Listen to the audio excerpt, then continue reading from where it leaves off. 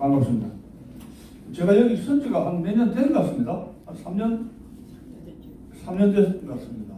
작년에 뭐 사회 보지도 못하고 다른 부업이 좀 생겨가지고 좀 그렇게 한 일 지내니까 좀 미안하더라고요. 근데 이제 제가 역시 어디 있든지 이 교수 직분이 있는 사람들은 공부를 하지 않으면은 안 된다 이런 생각을 좀 최근에 많이 하게 됐습니다. 근데 글도 제대로 쓰지를 못했어요. 글도 못 썼는데 발표도 좀 하고 연구를 다시 해야 되겠다는 그런 생각을 하게 된 것이 지난번에 12월 달에 12, 12 때 일본 우연히 다녀왔습니다. 그래서 북송 70주년 리가드까지 갔다 오고 와서 여러 가지 생각이 좀 잠겨있는데 이승만 정부 하에 대일 외교를 다시 돌이켜보고 정리 좀 해야 되겠다 그런 생각을 했습니다. 또 지소미아 사건을 해가지고 한일 문제가 굉장히 어려워졌지 않습니까? 그래서 이마트 제가 아내에 간 이마트에 가면은 우리는 일본 상품 사지 않습니다. 사지도 말고 팔지도 말고 관광도 가지 맙시다. 그런 걸 참 보면서 근데 젊은이들이 또 선동돼가지고 일본에 관광도 안 간다고 하는데 요새 제일 싼 게 일본 가는 비행기입니다. 태어났으면 그 다음날 가면 그게 반값입니다. 예? 중국에 태어났다면 그 다음날 바로 가면은 반값입니다. 그게 여행 잘하는 사람 요령인데요. 좀 상당히 싸더라고요. 일본 가는데. 많은 걸 좀 느꼈는데 우리가 이승만 연구 포럼에서는 한미관계 이런 이승만 대통령의 업적 같은 걸 많이 했지 않습니까? 그런데 이제 이 6.25 전쟁 이후에 대미 대일 관계가 이제 전개가 되는데 일본 문제에 대해서는 좀 다른 시각으로 좀 새로운 각도에서 한번 천천히 봐야 되지 않느냐. 찬양만 할 수 없는 빠덕식으로 찬양만 할 수 없는 게 아니냐. 고령화되고 나이도 많아지고 하는데 여러 가지 문제가 있었지 않는가 그런 생각을 하게 됩니다. 우리나라가 70년 동안의 번영의 주축은 65년 체제였거든요. 한일 국교 정상화에서 87년 체제가 등장되는 요 한 20년 동안에 대한민국이 건국 산업화의 기틀을 마련한 겁니다. 그렇기 때문에 65년에서부터 87 체제는 대단히 중요한 것인데 그것이 이제 일본과의 정상화죠. 우리나라가 지금 버티고 있는 것이 한국, 일본, 미국 삼각 한미일 외교 협력 체제, 삼각 준동맹 체제 여기에서 그 번영을 버텼던 것입니다. 현재 정권이 이제 그걸 뭉개려고 하고 있는데 이제 어떻게 될지 모르겠습니다. 네. 제가 제 생각은 이번에 이승만과 그의 레이디, 승만이 레이디를 좀 또 발표할까 했는데 뜻을 이루지 못하고 제가 보니까 우리 대표님께서 벌써 유튜브를 통해서 그 방송을 하셨더라고요. 그래서 이거 하면 안 되겠구나. 이승만과 메가더 또 해서 여러 가지 생각했는데 이것이 일본으로 해서 앞으로 봄에 좀 이렇게 시리즈로 해서 몇 번째 발표를 할 생각을 하고 있습니다. 자, 이거 일정이 지난번에 해서 10월 날 3박 4일 동안 갔다 왔습니다. 이거 보입니까? 이 라인이 안 보이네. 안 되네. 그래서 이제 한 총 16명이 갔는데 이 대경키라든가 5명, 한국 11명 갔고 일본 중의원 간담회를 갖고 일본인들 한국에서 취재를 했습니다. 마지막 날은 12월 14일이죠. 여기 이제 북송선 타고 간 이가다 한국 북쪽으로 갔는데 동경에서 버스로 당장 7시간 갔습니다. 막 하니까 비보람 치고 첫 1차 북송선 한만원 항구 이가다에서 출발하는 것을 목격하고 그때 그 5명 간 북한에서 탈북한 사람들이 그 표정을 보니까 상당히 감정이 격해 있더라고요. 옛날에 어린 시절에 5살, 10살 때 그 부성을 타고 그 선전선동 말하자면 사기극이죠. 화려한 사기극. 거기에서 선도선도 갔던 어린 시절 생각하고 자신의 전 인생을 망쳤던 그 항구에 가서 우리가 저희들이 국가고사를 마치고 사인도 찍고 하니까 저희들이야 뭐 날씨가 추워가지고 이렇게 했지만은 그 5명의 탈북자들은 막 굉장히 감정이 막 격양되어 오는 것을 저희들이 느꼈습니다. 그리고 이제 한국, 미국, 일본이 저 9만 3천여 명 되는 우리 북한 우리 민족들 동포를 제일 동포들을 어디로 몰았습니까? 유토피아가 아니라 죽음의 땅 사지로 몰았다 하면 됩니다. 그래서 저는 결론적으로 이런 이야기 했습니다. 이 북송선 열차 보내는 것 한국, 미국, 일본의 3국의 공동 책임을 져야 된다. 저는 그런 것을 결론으로 말씀을 드리는 것입니다. 제가 그 몰랐던 것이 참 저도 무식하다고 한 것이 처음 이륙한 것이가 망경보고가 아니냐 이렇게 생각했습니다. 아니라고요. 러시아 선박을 개조한 것을 타고 북한에 간 러시아 선박을 타고 출발했다고 합니다. 저 대두처로 왔거든요. 그래서 거기서 이제 기자회견도 그 전날 일본 중년에 가가지고 기자회견들 했는데 이분들 5명 같이 갔죠. 완전히 북송 사업의 본질이 사기 납치극이었다는 것을 거기서 증언을 했고 일본의 상기 신문이라든가 신문 기사에 크게 났었습니다. 북한 일정표가 쭉 나오고 일본 관계자들 이런 여러 사람들이 그래서 12월 15일 날 귀국했는데 12월 13일 날 조총랑 앞에서 규탄을 했는데 재미난 것이 일본 경찰이 딱 지키고 있습니다. 지키고 있는데 조총랑 건물 가서 우리가 시위를 데모를 좀 하려고 했는데 노노노 막더라고요. 어떻게 왜 조건이 있다. 5명 이상은 데모를 할 수, 그 건물에 가서 데모를 할 수 없다. 법으로 만들어놨대요. 그래서 이제 한 16명 갔는데 5명 가려면 3적은 나눠야 되지 않습니까? 그래서 꽤 시간이 걸렸습니다. 그런 일이 있었습니다. 여기 이분들이 북한에서 내려온 거니까 여기 이태경이 지금 회장이고 이번 명예회장, 이번 명예이사로 지금 다리 수술했는데 여기까지 오셨어요. 여기 일본에 있는 동포고요. 여기 이분들은 탈북자들.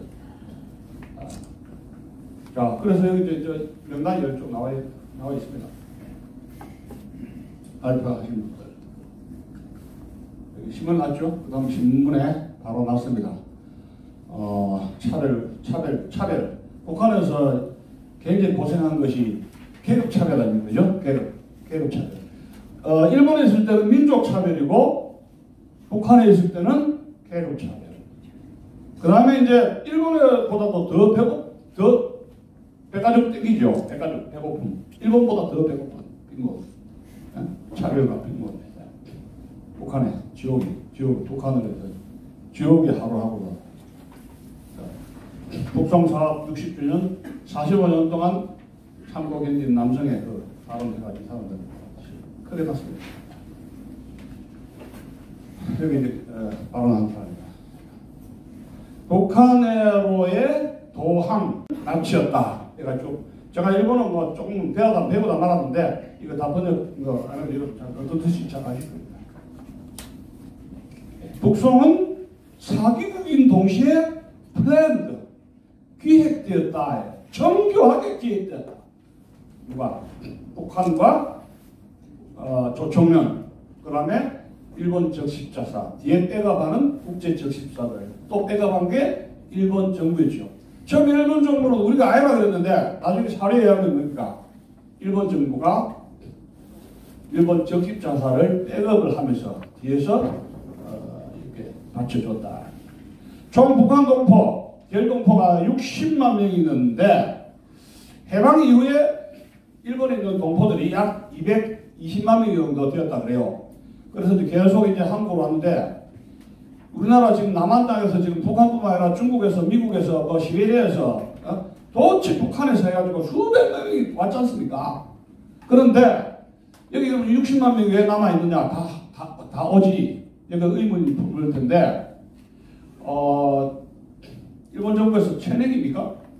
나갈 때 전행하고 그 조건을 걸었는가 봐요. 그리고 이제 토지라든가 좀 재산 있는 사람들, 처분 못한 사람들 남게 되고, 또 이제 유교가 터지지 않습니까? 유교 터지니까 여기 한국에 올 맛이 납니까? 안 납니까? 그냥 주저앉아버리죠. 오다가. 그리고 소문 들으니까 거기는 완전히 꼭두가 콩가루 뺐다. 그럼 어떻게 옵니까? 그러다가 주저앉게 된 거죠. 그리고 이승만 정부에서는 백합 화끈하게 받아들인 제수 취했어야 되는데 주저하게 된다. 돈 없다. 그때 김일성이 뭡니까? 오라 북으로 유투표하라 했거든요. 그러면서 이제 대규모로 현금 살포가 이루어지고 장악합니다. 그 못 모르는 사람들은 거기 언론이라든가 일본 적십자사가 충동질을 하면서 대대적인 선전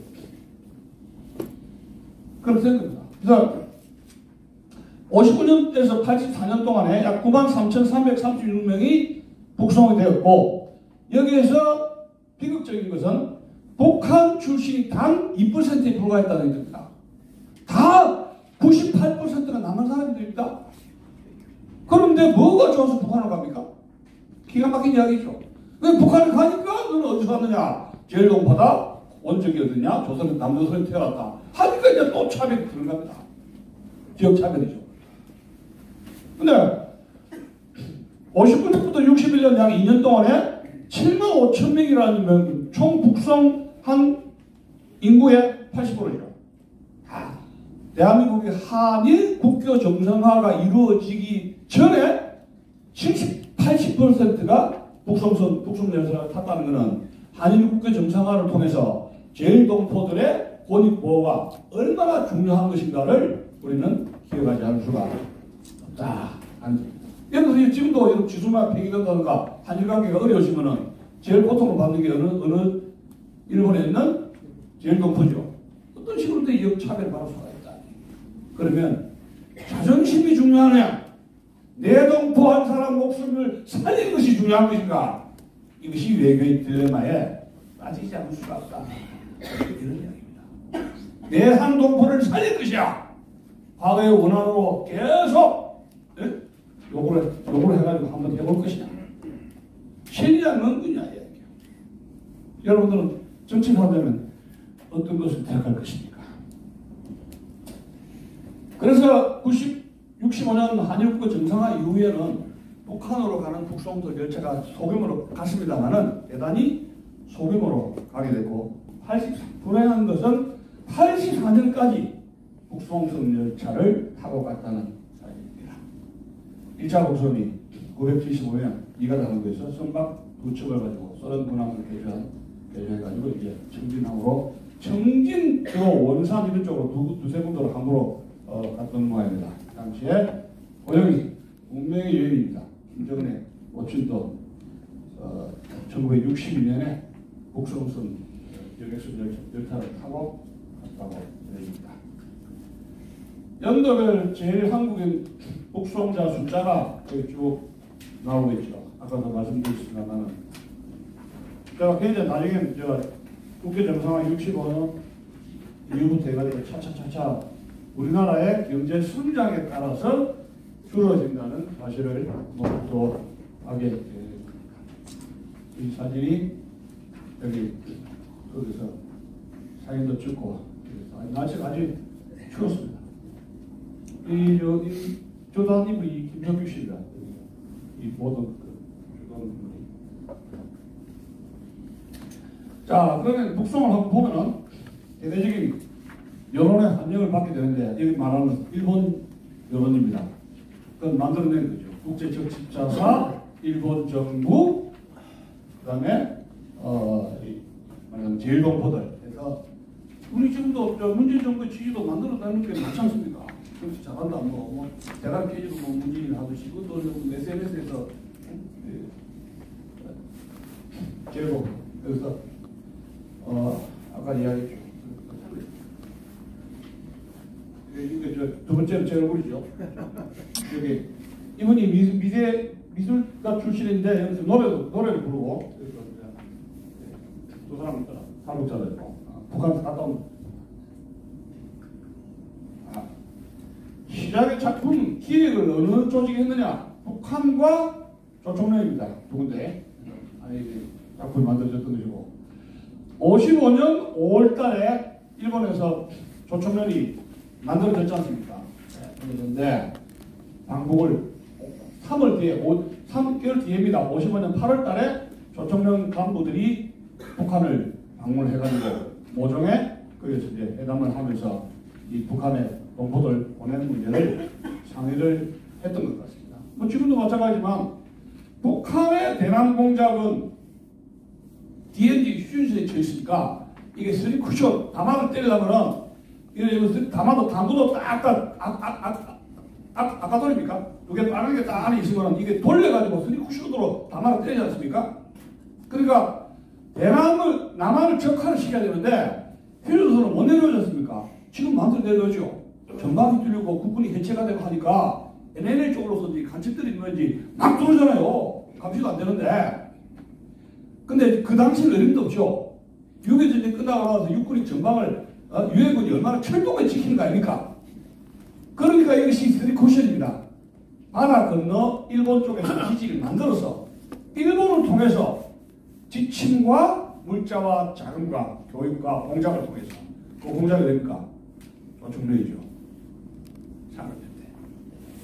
그래서 조총련은 이 우리나라 좌경화에 수십 년 동안에 엄청난 인력과 자금을 뿌려서 지금 우리나라에 이런 것을 연구해야 될 겁니다. 구방, 대남공작 구방 기지로 조총련이 만들어졌던 것이고, 자, 이 조총련 가나가와 지부 낙하산에 분해해서 조국을 알리는 모험이 결성이 되었는데, 이 지부는 조총련 의장, 초대 의장 한덕수 출생지였다 이런 것을 말씀을 드리는 것입니다. 이 북송선에서 우리가 주목을 해야 될 것은 김일성의 리더십입니다. 이때 김일성의 리더십과 이승만의 외교의 싸움입니다. 북송선 60년 동안의 열차는 엄밀하게 말하면 이승만 외교의 패배고 김일성 외교의 승리입니다. 리더십의 승리입니다. 그런데 뭐로 이 사람이 북송을 했느냐? 북한의 교육 원조원입니다. 교육 원조원이라는 학교를 짓는 데 생기는 보조금입니다. 아마 이런 거 아시다시피 조총련이 만드는 학교 굉장히 많죠. 수백 개입니다. 100개가 넓어요. 민단 쪽에서 학교는 많지가 않습니다. 10분의 1 밖에 안 됩니다. 그리고 막대한 장학금을 투자를 해가지고 벌써 2억 2천만 원이라든가 좀 7억 개 엄청나죠. 일본도 7억이라는 학교 건설을 했던 것이고, 또 그러면 북한에서는 왜 북송 이 제일동포가 필요했느냐? 첫 번째 이유는 노동력 개선하고 합니다. 중공군이 1958년에 철수를 완료를 하고 소련계 기술자들이 기술을 이제 그 공백을 교육하니까 공백을 메기 위해서는 일본에 있는 사람들 동포들을 들여와야 되겠다 하는 생각을 했던 것이죠. 즉 일본을 통해서 물자 및 기술 보급을 받아야 되겠다 하는 생각을 했던 것이고, 실제로 일본 제일동포들이 가니까 거기에 일본 처들이 편집 쓰죠. 또 전자밥통을 보내달라, 뭐 TV를 보내달라, 뭐 이것저것 뭐 돈이든지 쌀이든지 보내달라 할 거 아닙니까? 그거 하나 볼모가 되니까. 그리고 또 남북한 간에 치열한 체제 경쟁이 이루어졌습니다.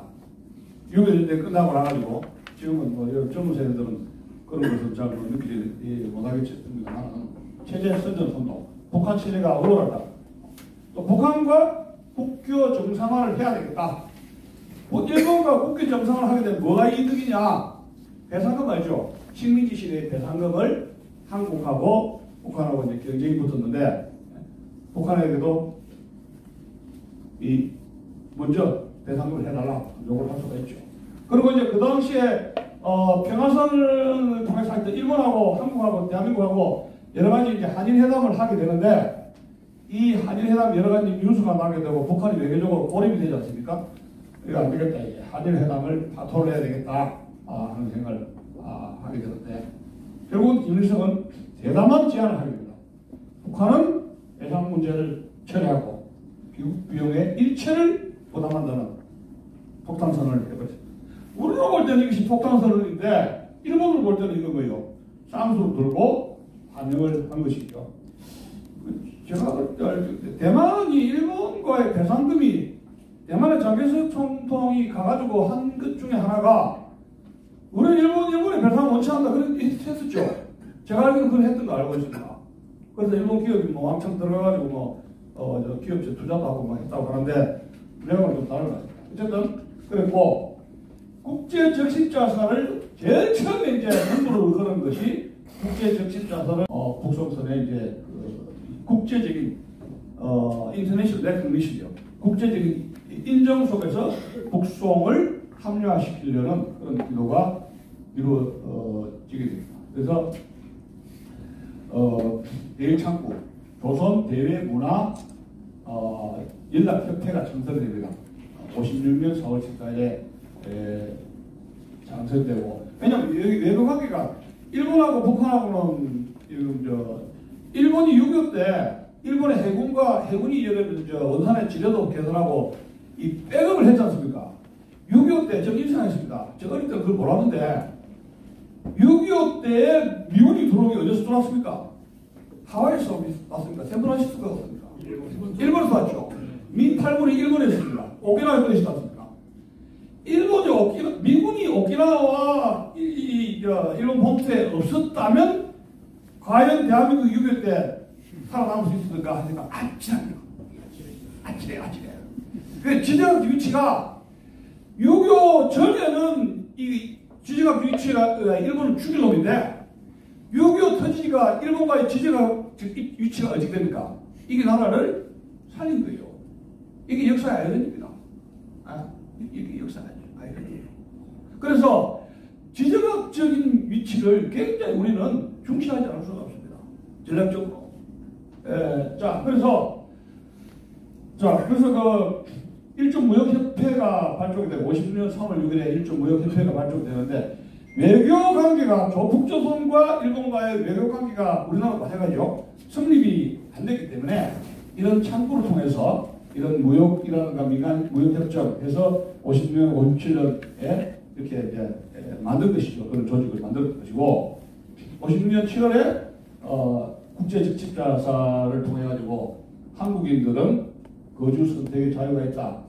해서 이제 일본 적십자사하고 교류를 하면서 북송에 대한 국제적인 승리지랄까 정당화 합법화 이러한 물기를 크게 되었습니다. 그래서 이제 국제 적십자사 서실을 받은 일본 적십자사는 일본 언론과의 배급을 받아가지고 대대적으로 북송은 정당하다. 왜? 한국인이 북한이든 남한이든 돌아가는 것은 자기 나라를 찾아가는 것이니까 당연한 것이다. 이런 논의를 가지게 되고, 그럼 미국은 어떤 입장이냐? 반대할 명분이 없다. 이런 식으로 전개가 되었다. 이미 조선련은 제일 조선인 통일민주조선 전국대회를 열어가지고 55년 5월달에 조선련을 결성했죠. 북한은 지상낙원이라는 것을 대대적으로 선전을 하게 됩니다. 북한은 행복한 낙원이 건설되고 있다. 왜냐하면 그 당시에 이 50년대에 대한민국과 북한과의 GNP 소득, 국민 경제 성장, 경제 소득은 북한이 앞섰지 않습니까? 그죠? 네. 지금 장수 최근이니까 필리핀에서 건설했다고 했고 6.25 때 필리핀이 군대도 보내고 우리나라에 식량 먼저 해줬다는 거 여러분 잘 알고 있지 않습니까? 저는 한번 잘 모르겠습니다. 자, 그래서 조선의 슬로건은 진정한 조건 북조선이다. 왜 북조선이냐? 북조선이 어떤 나라냐? 무상급 식과 무상의료, 무상 시리즈. 지금 대한민국이 무상 시리즈를 가고 있죠? 그 인기가 3, 40% 오르는 거예요. 이거 가짜 아니라고 합니다. 지지도가, 문재인 지지도가. 예? 무상 시리즈로 돈을 풀면, 좀 더 무상 실업, 또 노인들, 저 부부들 50만원, 20만원, 50만원 갖다가 또 올리지 않습니까? 돈 너무 또 올리고 자꾸 돈을 올려주니까 정치 잘하게 될 겁니다. 근데 이미 북한이 한 길을 가고 있습니다. 무상 시리즈로, 무상급식, 무상의료로 해서. 그러면 대한민국은 이승만의 남조선은 거지왕국입니다. 6.25 끝나고 50년대 실제로 거지들, 상위군인들 많았습니다. 길거리 깡패들, 건달들, 예? 뭐 오늘도 그대로 싸고 이렇게 뭐 사람들도 막그 전봇대 알죠? 전봇대. 공공 화장실은 지금 인류지만 세계에서 1등이든 3등까지만 50년대 여러분 알다시피 애들 잡고 어디 가면은 공공 화장실 있습니까? 휴지가 있습니까? 그럼 어디서 싸야 됩니까? 골목길에 그 전봇대 그거 싸요. 그 개독도 같이 싸고. 우리 시절 그랬어요 50년대. 창피하지만 젊은 세대가 알아야 됩니다. 근데 실업자 대책 전무하다. 그거 맞죠? 맞습니다. 거지가 많고 실업자 대책이 맞다는 이야기예요. 왜? 미국의 원조가 무상원조 PLO480 원조 밀가루라든가 강냉이라든가 이런 것을 그걸 공짜로 주면 그걸 가지고 국가에서 그걸 팔아가지고 강냉이하고 밀가루 팔았는데 전국의 짜장면집이 얼마나 많았습니다. 중국의 짜장면집, 중국의 짜장면집. 근데 공장을 안 지어줬잖아요. 근데 그 원조가 58년부터 뭐로 차관임식으로 바뀌게 됩니다. 10년 동안 무상으로 미국이 전 세계를 이 공짜로 무상원자로 하다 보니까 그것도 바닥에 난 것이죠. 차관으로 돌리는데 대한민국 산업화 준비가 안 되는 상태죠.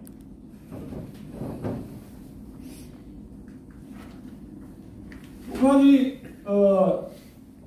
제1동포를 수용 의사를 천명한 것이 58년 9월달입니다. 9월달인데 그 이제 김일성이 이제 응답을 했고, 거기 이제 그걸 받아가지고 남의 대상이 제1조선인민을 언제든지 받아들일 수 있고 귀국 후 그들의 생활 안착과 자녀의 교육을 전면적으로 보장한다. 그것이 일주일에 나왔습니다. 9월 8일, 9월 16일. 그리고 일본과의 국교 관계가 정상화 안 됐기 때문에 소련의 대일 외교망을 가동하게 되는데, 자, 제가 이걸 보고 느낀 게, 그러면 우리나라 외무장관은 여기에 카운트 서제스트 해야 되죠. 어떤 식으로 해야 됩니다. 거지 왕국이든지 실업자가 많든지 깡통을 차든지. 그래서 이승만 정부의 그 대외교육의 핵심이 뭐냐 이런 겁니다. 그럼 우리도 받아주겠다 어쩐지 해야 되는데, 이런 거 핵심이 뭐냐, 북한 북송선 열차는 한국 정부와 이전에 상의하라 얘기해요. 미팅.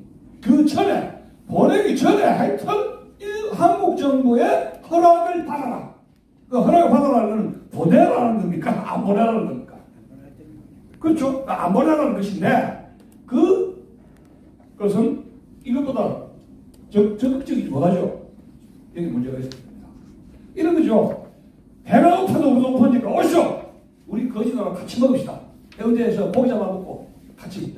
어차피 평화선으로 해가지고 일본어선 고기를 못 잡으니까 해나탄에서 고기 잡아 먹으면서 배고파도 같이 먹읍시다. 그랬으면 끝난 거예요. 제가 이 강의 할 필요가 없습니다. 상의하라 했다고. 북송 문제는 한국 정부와 협의하라 했다. 그럼 보내라는 건지 안 보내라는 건지. 이 외교의 신인 이승만 대통령이 외무장관이, 그 당시 외무장관은 이승만 대통령이 외교의 신이라고 소문이 났기 때문에 모든 한일 회담에서는 이 박사의 뭐요? 카운셀링을 받고 진행하는 거예요. 모든 거를. 이 박사가 안 된다면 안 되는 거예요. 근데 뭐예요? 이 외교가 뭡니까? 이 박사의 전형이 떨어져야 뭐예요? 뭐가 진실이 되는 거예요. 그렇게 했었어요.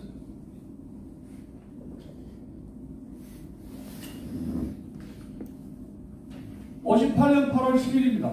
제 조선인들이 이제 김일성이 이제 서실 보내야 되는데, 이것도 이제 그 조총련 쪽에서죠. 이제 이렇게 하라고 이제 이렇게 했겠죠. 통신 좀 했겠죠. 일본에서 생활을 청산하고 조국으로의 집단적 교육을 결심했다가 이제 편지를 일단 보내면서 조총련이 북한 공작이 아니고 조총련에서 자발적으로 조국으로 가겠다는 그러한 제스처가 홈이 만들어진 것이죠. 그래서 8월 15일 해방 13주년 기념 중앙회에서 집단 기후에 관한 요청서, 김일성 주석이 보낸 요청서를 결의를 하게 된 것이고, 북한이 아까 얘기했듯이 북한이 수용한 것이 바로 한 달 뒤인 58년 9월달에 연달에 하는 것을. 자, 그러면 일본이, 자, 그 당시에 일본은, 여러분들 6.25 전쟁의 특수라고 생각하죠. 자, 일본 저거 잘 살 낀데? 6.25 전쟁 해가지고 그거 꽤 잘 산다고 우리는 알고 있는데, 왜 저렇게 비윤리적인 약 10만 명이나 되는 제일동포를 쳐내버렸을까? 그런 의문을 갖지 않을 수가 없는 것입니다. 자, 그렇다면 일본은 6.25 전쟁이 끝났는데 전전에 이 GDP 경제 성장을 회복하는 데는 상당한 시간이 서서히 회복이 되는 중이었습니다. 진행형. 그리고 60년대 중반에 오면서 본격적으로 일본이 태평양 이전의 경제 성장이 확 올라가, 기한차처럼 올라갑니다. 근데 이때 58년, 59년에 약간 디플레이션이 오면서 경제 하락이 되고, 제일동포는 오랫동안에 생활고에 시달립니다. 그리고 정부의 차별, 사회적 차별이 심각하죠. 특히 어디입니까? 교육계, 학교에서 왕따, 이즘에 그것은 굉장히 심각합니다. 굉장히 심각하다. 자, 그러다 보니까 조선인들의 범죄가 있죠. 미랑으로 해가지고 구속된 사람들 수용소에 갇히게 되죠. 먼저 북한이 남쪽보다 더 잘한다는 것은 소문이 나니까 그래서 그런 것이 경제적인 북한 우위다 소문이 이제 프로파간다가 있었고, 그 다음에 이제 아까도 이야기했지만 교육 보조금, 장학금 이런 것이 대규모로 이제 약이 투입되는 약이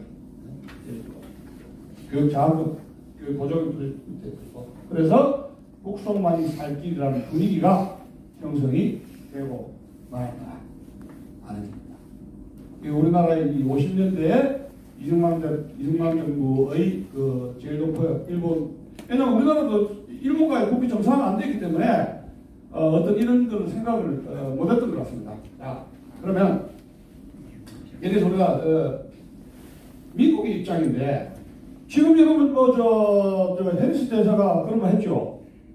비행기 넘어가는 거 유엔사 문제인데 그 간첩들이 왔다 갔다 할 수도 있고 달러를 주고 받는지 뭔지 알게 뭐냐 해서, 저는 처음엔 해리스 대사에 실망했는데 요새 보니까 누가 만만찮게 이제 또 각을 세운 것 같아요. 그런데 지금 미국이 한국 내정에 간섭할 그런 힘이라든가 조건은 거의 갖춰지지 않습니다. 그런데 6.25 전쟁과 50년대 이승만 정부 시절에 어땠습니까?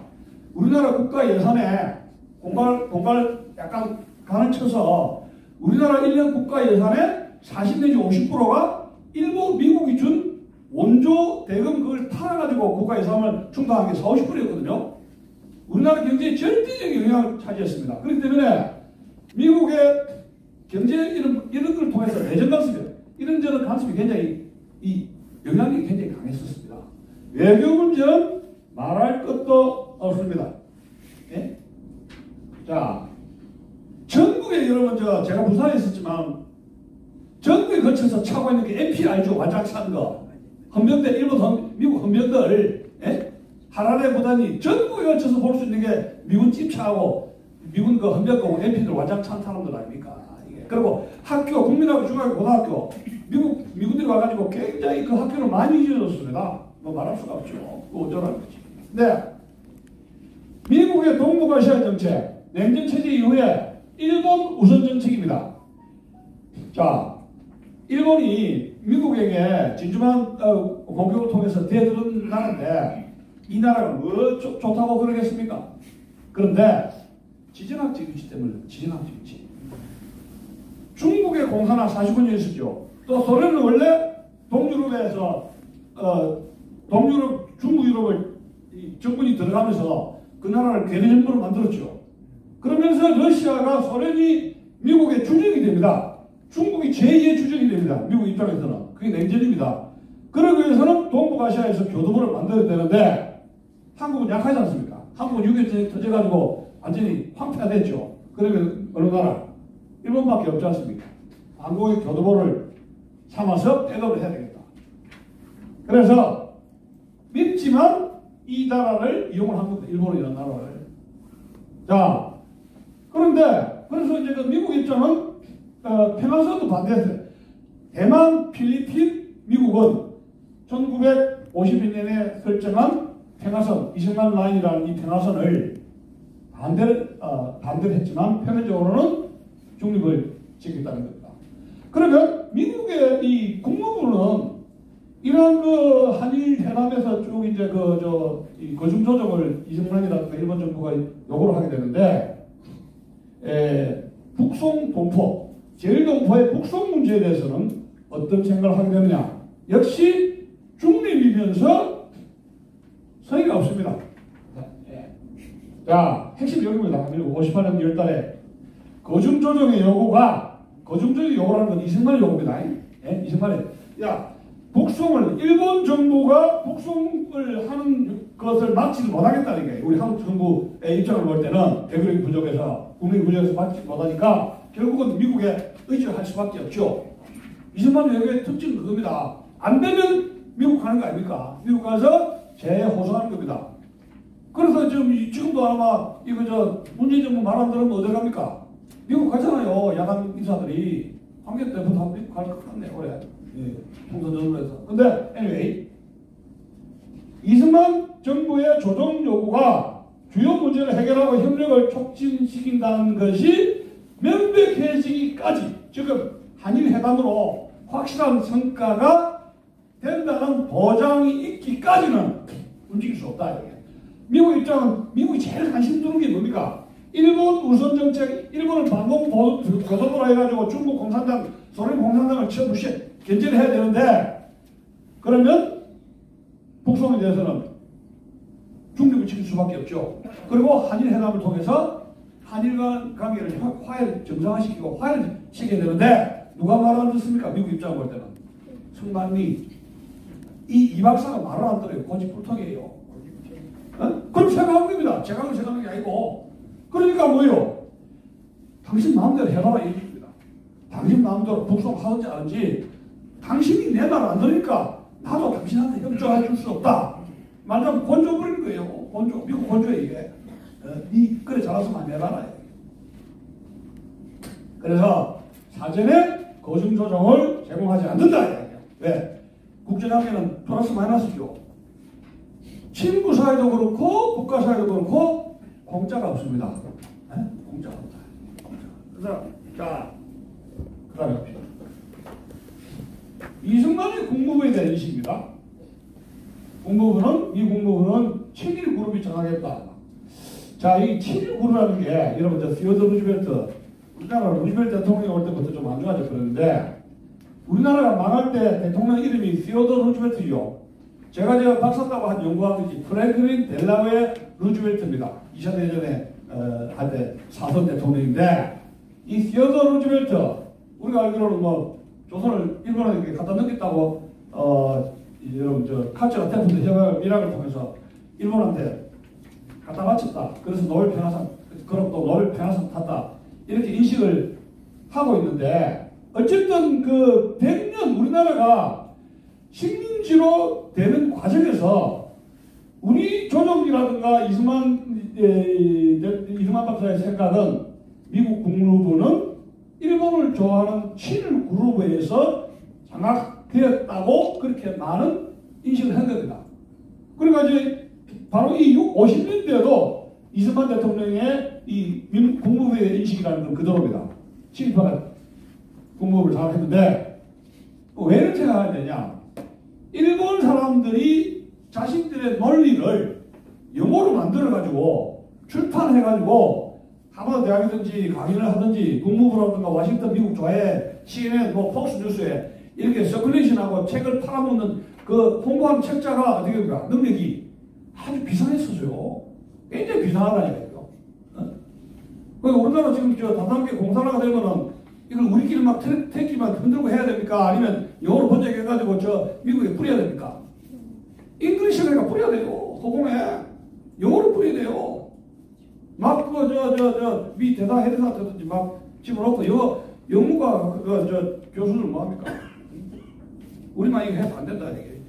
미국 가가지고도 콩글리시 해서 막 쭉 깨야 된다 이게. 그래서 우리나라 실정을 안 해도 된다 이게. 네. 국무부가 일본의 북송에 환한 척하는 것은 웃긴 일이다. 모든 사람들은 국무부가 이 문제에서 일본 편을 들고 한국을 무시하고 일본의 체면을 세워주는 일을 가장 중요하게 생각한다. 우리를 미시한다. 척한다. 일본의 북상에 반항 척한다. 국무부가 일본 편을 들어준다. 또 59년 9월달 9월 3일자 입장입니다. 미국 입장은 일본 계획을 방치하는 것이다. 미국의 도덕적 부분으로 일본은 더욱 완고한 자세를 취하고 있다. 자, 반쪽의 진실이 여기 있습니다. 미국이 일본의 북송 계획을 내버려두고 있는 건 사실이죠. 방치를 하고 있는데, 그 당시에 이 동북아시아에서 한국과 일본은 대문제에서 지금은 더 심합니다. 모든 것은 미국 입장을 촉각에 곤두세우고 있습니다. 지금보다 아주 심했어요. 미국의 영향력이 굉장히 컸는데 결국은 미국은 무관심하고 이런 겁니다. 일본이 조국으로 돌아가겠다는데 어떡합니까? 그러니까 미국이 반대를 하지를 못하는 겁니다. 그러니까 이 북송 문제에 대한 것은 미국이 이런 애매한 태도가 일본으로 하여금 적극적으로 추진할 수 있도록 했다. 그렇게 생각을 했던 것입니다. 그러면 이 순간에 대응 논의는 무엇이냐? 이런 겁니다. 어떻게 북송을 막아야 될 것인가? 남북한 간의 자유민주주의 체제, 북한의 공산주의 체제는 체제 경쟁인데 가치관, 그 다음에 이제 냉전으로 인해서 국가의 이런 걸 강조를 하게 되는데 제일 한일의 국적은 한국이다. 어떤 말이죠? 유엔이 인정하는 유일한 합법정부인 한국 정부가 송환에 대해서 협의 권한을 가진다. 이제 송환에 대해서 협의 권한을 가진다. 이게. 남한으로 오라는 적극적인 게 아니라 상의해라. 이게. 그죠? 한개 나오죠? 송환에 대해서 협의를 한다. 그러니까 딜레이 시키겠다. 이게 계속. 못 가게 딜레이 시키겠다는 것이고 적극적으로 제일 동포들을 한국으로 오라. 그래서 끝나는 거지, 이 외교가. 그걸 못했다 해요. 협의하라. 계속 협의하라 그러죠. 근데 지금 그 당시에 50년대 한국과 일본하고 협의가 됐어, 안 됐어요? 협의 안 돼요. 만났다 하면 뭐예요? 구보다 망언입니까? 53년에 구보다 망언 터져가지고 뭐 4년 이상 지체를 하고 앉았다 하면 뭐예요? 서로가 이게 안 되는 거예요. 샌프란시스코 회담에서 독도 문제 빠져있고 대한민국이 그 샌프란시스코 평화강화조 회담에 한국 정부가 거기에 못 들어갔죠. 청정국으로 못 들어가고. 그러니까 일대를 협상을 하겠단 말이에요. 이 청구권 문제를 다음에 말씀드리겠지만. 그럼 일본에서는 이미 1952년에 샌프란시스코 평화 조약에 의해서 이미 국가로서 주권을 회복했지 않습니까? 그러면 내가 뭐 때문에 99거리면서 배상금이다 이렇게 해가지고 줍니까? 그 당시에 이승만 정부가 일본에게 배상금 액수 요구한 것이 얼마냐면 20억이 넘어요. 20억에서 25억 달러 요구를 했거든요. 근데 60원 여러분 한일 국교 정상화 해가지고 한국 정부가 일본에서 배상된 돈 총 얼마였어요? 8억입니다. 그죠? 2억 3억 해서 2억 3억 해가지고 총 8억을 받아냈으니까 50년대 이승만 정부가 요구했던 것의 몇 분의 1입니까? 3분의 1이죠. 그 제가 안타까운 게 일본하고 대등해가지고 왕창 뜯어낼 수 있는 사람 유일한 인물이 대한민국에서 이승만 대통령밖에 없었어요. 근데 당시 고집을 부리다가 3.15 터져버린 거예요. 부리다가 대한민국 계속 부리다가. 지금 뭐 생각할 겁니다. 아이고, 50년대 20억 받았다고 했으면은, 그거 한 15억 받아야 될 것이 아니었느냐? 그건 우리 마음이죠. 시간이 흐를수록 어떻게 됩니까? 이것이 디스카운트 되는 거 알죠? 20억, 19억, 18억, 날짜가 흐르면서 안 받으면 말지? 똥배짱 튕긴 거예요. 왜? 로켓 차이나. 중국 보니까, 중국은 싸구려 노동력이 있죠? 중국, 누구 시장 개방 안 하면, 한국에 노동 개방 안 하면, 저 중국 가서 시장 개방해가지고 거기서 더 헐값에 노동력 하겠다 하면 뭐예요? 이건 완전 개털되는 거예요, 한국은. 이것이 뭐예요? 지정학적 조건이라는 거예요. 그것이 지정학적 조건이라는 이야기예요. 그래서 지정학적 조건을 생각한 마인드가 전략적인 마인드예요. 전략적인 마인드. 우리가 일본 좋아서 교류를 합니까? 지정학적 조건이 우리가 일본하고 교류를 해야 이득이라 이야기예요. 네? 교류를 해야 이득이라 이야기예요. 미국이 유럽에서 전략적인 나라 제일 친구가 이거 영국이죠. 영국을 통해서 유럽의 외교를 관통을 합니다. 영국과 상의해서. 그건 뭐예요? 영국이 가지고 있는 지정학적 위치 때문에 그렇다 이야기예요. 영국이 좋아서가 아니고 지정학적 위치 때문에 그렇다 이야기예요. 우리가 미국과 상의해가지고 북한, 러시아, 이 소련, 이 공산주의, 국제공산주의 이 삼거학과 이 치열한 체제전쟁이 벌어졌는데 미국이 이거 좋아서 그럽니까? 우리가 전략적 관계죠. 그것 때문에 링크한 거예요. 미국 좋아서가 아니라 전략적인 것 때문에 이렇게 했다. 우리 국가가 이렇게 됐다. 지정학적으로 이렇게 했다. 자, 북송계획은 공산진영의 노동인력을 동원하여 세계안보 유협이 된다. 이거 좋은 말입니다. 그런데 이것이 일본 사람들의 양심에 호소력을 발휘하느냐 안 하느냐 이거는 우리 문제가 아니죠. 일본 북송계획은 공산진영의 노동인력을 동원하여 세계안보 유협이 된다. 말은 맞습니다. 공산군 병력 강화된다. 말은 맞는 거죠. 말은 맞는데 미국 사람들, 일본 사람에게 먹게 들지 않았다. 이게 문제죠. 한국과 상의 없이 관세태가 했다. 그래서 상해하는 말 자꾸 나오죠. 북송선에 대한 사람들에 대한 경제적인 대책은 없는데 그럼 자금을 주던가. 너 가지 마라. 그 대신 내가 서울대학에 장학금 주겠다. 여기서 기술사회가 무료 장학금 주겠다. 그럼 빚을 얻어와야지. 차감하지. 광재 상의 없이 퇴가하지 말라만 자꾸만 이야기한다. 대책 없이 주장만 하고. 오늘 물론 없습니다만은 네? 그랬다. 자, 그래서 그러면 어떻게 대응식을 해야 하느냐? 네 가지로 나옵니다. 일단 북송 저지, 해부드 포스, 공작은 파견해라. 그래서 59년 9월달에 갔는데 결국 여기 대마하고 이런 나라 결국은 잡히를 하고 감옥사에 콩밥을 먹게 되는데 잡혀간 사람들 이승만 정부가 어떻게 대응책 해가지고 생활비라든가 이렇게 대응해 줬느냐? 그건 아니다. 잡혀간 사람만 죽을 맛이야. 그렇게 해버렸다. 그건 돈이 있어야 돼. 그럼 간 사람들 자식들 먹이 살려줘야 될 거 아니야. 훈장을 주든지, 5.18처럼 유공자로 만들어주든지, 민주화 유공자로, 국가 유공자로 만들어주든지, 그것도 아니고, 그때에 국가 유공자로 만들어주셔야 돼. 그렇죠? 네? 그것도 한 대책도 없이. 그랬어요. 그 다음에 또, 국내에서 이승만 박사의 주특기죠. 그 당시에 관제대모라 그러는데, 이승만 대통령이 미국에 있을 때, 이렇게 저렇게 미국의 정치를 보니까, 민주주의 국가가 이를 보니까, 여론을 굉장히 중시하죠. 언론이 중시되고, 여론이 중시되는 것 같습니다. 그리고 길거리 나가가지고 사람들이 스트리트에서 일일 시위라든가 데모하는 걸 보고, 이렇게 국회의사 나가서 이렇게 하는 걸 보고, 야, 여론을 움직여야 되겠다. 그거를 알았습니다. 그러면서, 우리나라에서 아마 무슨 좌익 우익 진영에서 상당히 관제대모라고 하지만 이 50년대에 동원 이런 능력이 정부가 동원하는 능력 굉장히 있습니다. 그래서 격렬한 단일대모로 해가지고 한번 보십시오. 1128 해가지고 330만 동원에 장충시대까지 걸리랑 장충시대 거의 대모라고 전국에서 3천만 명이 북송 담화를 했는데 뭐한다. 자, 외무장관, 조정환 장관 사퇴했고 주태하 주일대사 해임하면서 일본의 대륙에 항의를 했고 또 민당 북송 반대 군중대 여러 가지 철도 높이도 했지만 이런 모든 걸 다 했지만 북송선 열차는 막지를 못했습니다. 이제 막지 못했는데 이승만 대통령이 일본에 대한 인식은 이런 겁니다. 야,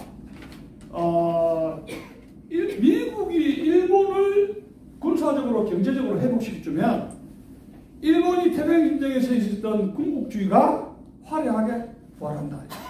그럼 일본을 원조해주지 말아야 돼. 우리하고 이퀄하게 원조해줘라 이게. 미국은 일본을 통해서 일본을 군사적인 경제적인 강국을 만들고 한국을 군사적인 강국, 일본을 경제적인 강국으로 만들어라 했단 말이야. 그러면 경제는 뭐냐면 일본에 시장을 해가지고 상품을 많이 만들어가지고 대량 생산 만들어지죠. 뭐 코끼리 발통이든지 뭐 이런 거 저런 거 제조 분야 해가지고 사비라든가 공기기라든가 말 만들면 그런 것을 일본의 시장이 좁으니까 동남아시아든지 한국이든지 대만이라든가 이걸 팔면 한국에는 공장 달라 하지 말고 우는 소리 하지 말고 일본이 지은 대량 생산되면 여기 잉여 생산물이 남아 돌지 않습니까? 제조하게 되는 거죠.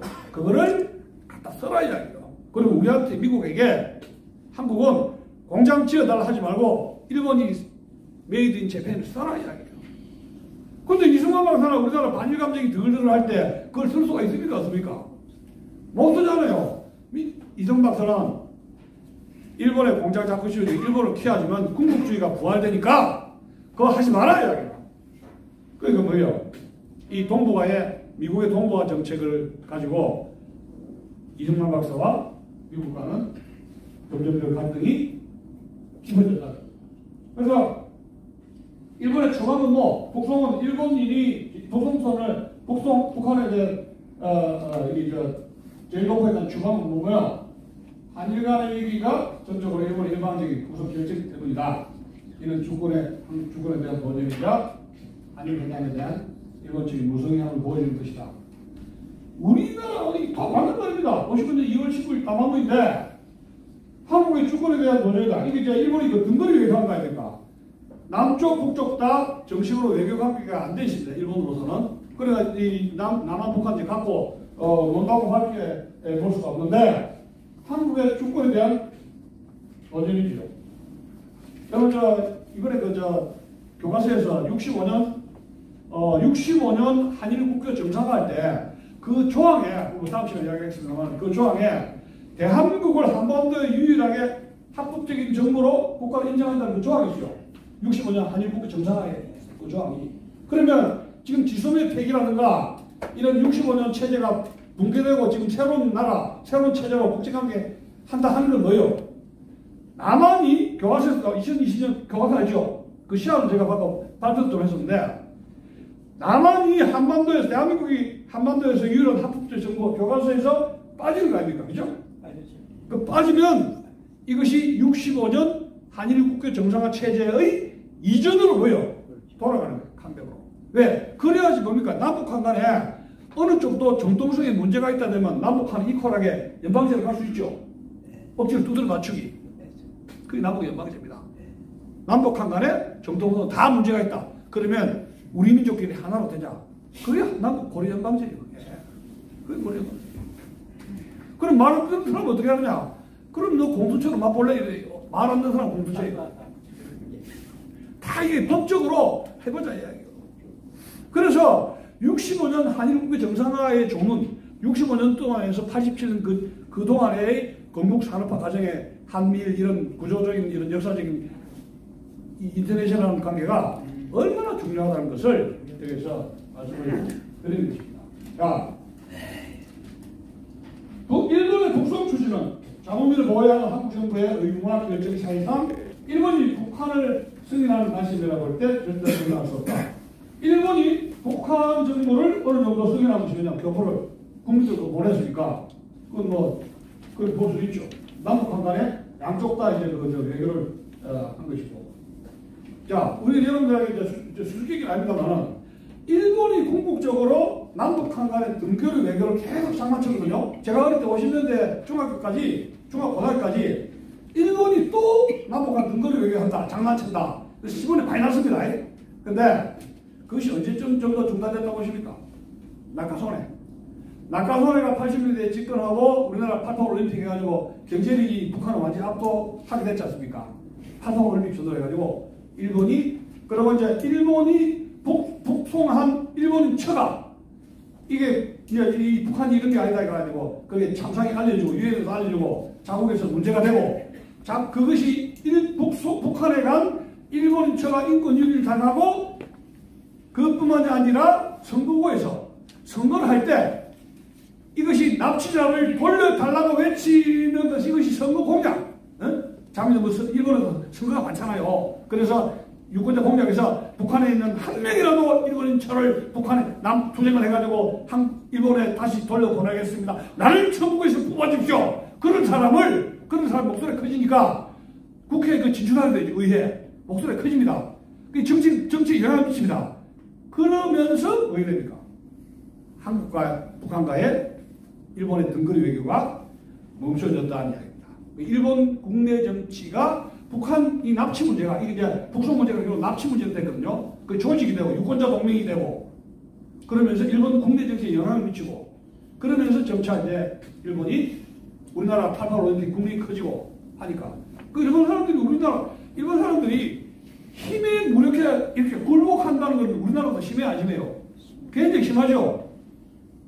이 일본의 여러분 중세 무사들 중세 일본 전국 시대에 누가 왕자입니까? 칼집이 사무라이가 왕자예요. 그 상대방 성주 영토 빼들어가지고 누구까지 전리품으로 뺐습니까? 그 성주 마누라 알죠? 마누라까지 자기 그 첩으로 세간도로 정치하면 끝이에요. 더 이상 뭐 모럴 없어요. 그 당연한 겁니다. 전국 시대 왜? 이게 칼의 문화 아닙니까? 근데 우리는 성리학의 문화에 명분이 강하고 일본이 진주만으로 미국에 대항했다가 원자폭탄 2방을 맞았으면 지금도 미국하고 일본은 원수로 해야 돼요. 우리 같으면. 그렇잖아요. 우리가 지금 일본 36년 동안에 잊지 못해 지금 100년 지났는데도 이를 부들부들 가는데 폭탄으로 죽을 사람이 얼마나 많습니까? 그럼 지금도 이를 갈아야 되는데 이를 안 갈아요. 왜? 힘의 논리에 굴복한다는 거는 이거 일본 사람들이 우리보다 더 잘한다. 이 성격이 다르다. 이게. 성리학 문화하고 칼의 문화하고. 네. 그걸 하면 알겠는데 절대 못 갈 수 없다고 했는데 못 가고 그럼 믿어보시죠. 59년 2월 17일 상황에서 일본 정부가 거주자의 자유로운 선택을 강조하고 있지만 자유로운 선택이라는 건 북한이 가든 남한 대한민국 가든 이 사람들이 가게 하면 보내겠다는 자유로운 선택이라는 거예요. 독수nom은 이들을 자유로운 지역으로 보내는 것이 아니라 공산주의가 지배하는 지역으로 보내는 것이기에 인도주의적 원칙을 포용하고 있는 것이다. 맞는 말입니다. 이 다 이승만 대통령이 이렇게 말씀하신 것은 다 맞는데 일본 정부의 영향력을 발휘하지 못했다 하는 것입니다. 50년대 이승만 대통령의 특징은 불행하니까 이게 정당하다 보니까 아니 개인입니다. 자, 아까도 말씀드렸지만 이승만 대통령의 비전과 목표는 대한민국을 어떤 사람은 기독교국가로 만들어야겠다 하더나 그런 것 같습니다. 일본과 베트남 동북아에서 경제력, 군사력을 보유하는 것이 목적입니다. 그런데 미국은 어떻습니까? 일본을 경제적인 강국, 한국을 군사력 강국, 이게 역할 분담식이죠. 그게 한국과 안 맞았다는 겁니다. 생각해보시오. 50년대 미국에 엇박자 해가지고 이승만 정권이 살아남을 수 있었겠는가 해요. 원조를 갖다가 탄나라야 되는데 엄청나게. 그 다음에 자 이승만 개인적인 양심이 있습니다. 동북아의 냉전 지도자로서 민주적 문명의 안공의 기치를 통해서 민주적 문명의 가치 보존자로서 동북아에서 넘버원 리더십, 이강주, 싱가포르 이강주처럼 그런 지도자로서의 자리매김하는데 일본은 이승만의 홀로 군계 일학에 맞서서 집단 지도 체제로 맞선 거죠. 일본의 집단 지도 체제 리더십과 이승만의 홀로 리더십과의 대결입니다. 자, 그런데 미국이 어디를 빼가봤느냐? 또 미국이 이야기 나왔습니다. 지역 지도권이 그랬다. 그 당시에 경제개발 하지 않으려 했던 건 아닙니다. 당시 대통령은 오기던 계획을 했는데 이 당시에는 경제성장을 해야 되겠다. 미국이 먼저 밀가루라는 강냉이 묻고 이거 거짓도 아니고 이거 못 살겠다. 중국 짱개들만 장사시키는 거 아닙니까? 짜장면 엄청 먹었습니다. 50년대 짜장면. 예. 3개년 계획을 통해서 하려 했어요. 계획으로. 국가에서 계획경제를 그 부흥부라는 거 알죠? 거기에 관리들이 일부 유학을 보냈습니다. 이승만 대통령의 지시에 의해서. 참, 그 당시에 미국 유학 간다는 게 쉽지 않죠. 근데 계획경제를 하는 것이 어느 나라가 합니까? 자유진영이 안 하죠. 공산사회진영이 한다는 걸 알고 주저주저 하는 거예요. 주저주저. 그래서 못했어요. 이거는 계획경제, 경제개발 계획은 공산주의자들만 하는데 우리가 어떻게 하느냐. 그러다가 bun국 관리들이 강력하게 이 박사 이성명한테 강력하게 진언을 못하고 주저 하다가 시간을 끌게 된 거예요. 미국의 대무역을 통한 일본 상품을 거부하게 됩니다. 왜? 왜냐하면 일본 경제를 키워주면 안 되잖아요. 일본 경제를 키워주면 군국주의가 부활한다는 뭐 노망은 노망 아니지만 이 집착력 알죠? 집착. 저는 우리 지금도 일본이 무슨 경제력이 군사력이 헌법을 바꿔면 전쟁할 수 있다. 헌법을 바꾸면 군국주의로 갈 수 있지 않냐 이런 우려하는 사람들이 있는데 저는 그렇지 않다고 봅니다. 왜냐하면 이 세대가 달라요. 그 교육받은 환경이 일본이 100년 전에 전쟁을 이렇게 한 그런 그 학교 교육, 군사 교육하고 지금 교육이 달라서 젊은 세대가 계속 나오는데 이 전쟁이라든가 문화라든가 이런 교육, 밀리터리라든가 병법이라든가 그때는 그걸 다 했거든요. 교육 시스템 내용이 커리큘럼이 다르기 때문에 헌법을 바꿔도 일본이 무슨 군국주의가 된다는 거는 난센스입니다. 근데 저는 그걸 봅니다. 근데 이승만 대통령은 군국주의 일본 대통령이 부활된다고 반 겁니다. 그렇다면 메이드 재택 상품 일본 아키가바라 코끼리밥통 안 산다 이야기예요. 뭐 저는 80년대 한번 사고 왔습니다만 일본 가서 이 대통령은 아주 완고합니다. 일본 상품 안 하고 자체적으로 공장을 해서 일본 상품 소비재 중심에 수입 대체화 산업 그 일본이 만든 소비재 상품이죠. 그건 우리가 만든다 이야기예요. 그러면 미국에 또 요구를 하죠. 그러면 미국 정부에서는 일본에서 사지 그럼 하라고 자꾸 공장을 만들어서 고생 쌩고생을 사느냐. 자연히 원조의 품목 성격 가지고 마찰을 빚지 않을 수가 없어요. 자꾸 그걸 조금 마찰이 생기는 거예요.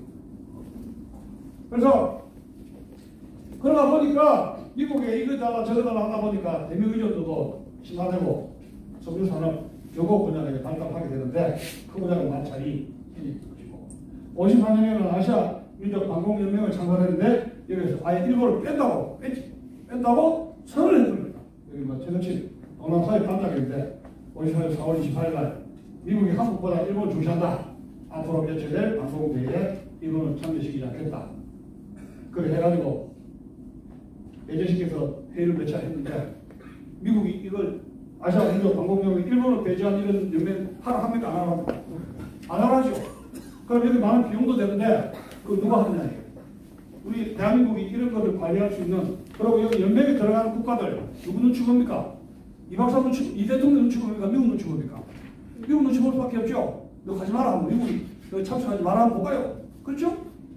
그러니까 이제 이게 유명 무시가 되는 거예요. 이제 고집을 이제 조금 오버해 버린 거예요. 고집을. 그래서 방공국가의 주도권을 잡겠다고 했는데 일본을 배제한 주도권이라는 것이 미국 동북아 아시아 정책에서는 용납이 안 된다 이런 얘기예요. 지금 문재인 대통령, 문재인 정부, 미국의 트럼프 행정부의 동북아 정책에 아주 노골적으로 배짱을 씌고 나오고 있죠. 요게 이제 어떻게 될지 봐야 되겠습니다. 트럼프 행정부가 동북아에서 지금 북한하고 남한 쪽에 양쪽에 지금 해리스 대사가 강경반을 하고 북한도 지금 김정은 씨가 행방불명이에요. 어디 갔는가 해서 조용하죠. 근데 찌구멍처럼 여기 막 어디 이리 비밀리에 뭐 야간에 다니는가 조용해요. 저쪽에 한방 누구 지도자입니까? 이란 이 바이브 장을 하나 주고 이제 폭사한 게 지금 어디 시차도 안 하고 지금 막 야행을 하고 있는가 봐요. 네. 누구 봅시다. 일본이 그 당시에 제주도 그랬는데 남북한 근거리 외교, 친일 외교입니다.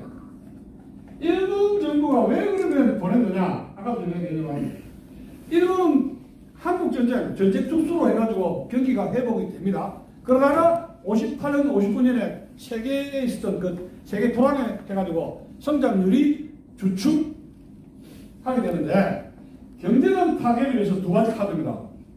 첫째, 국내에 있는 골치 아픈 조선진들, 범죄라든가 공산주의자 물들고 그 야쿠자 또 뭐 하고 받침고 이래가지고 같이 집중하는데 굉장히 사고 친단 말이야. 이 범죄율 있잖아요. 계속 인종청소 정착하면서 정리해야 되는데 밥값이 아깝다. 6.25 때 여러분 중국은 내려왔는데 대만의 장개서 정부 국부군 포로를 잡아가지고 투입한 거 알죠? 막걸리 깽가리 치면서 전세를 투입해가지고 총알밥 되게 하는 것이며 이걸 보내야 되겠다 이게. 근데 또 한 가지는 중국이든지 동남아시아에든지 남아있는 물건을 팔아야 되겠다 얘기야. 일본은 물건 잘 만들잖아요, 솔직히 얘기해서. 근데 그걸 팔아야 되는데 이승만 정부가 메이드 인 재팬 안 팔아주잖아요. 안 팔아준단 말이야.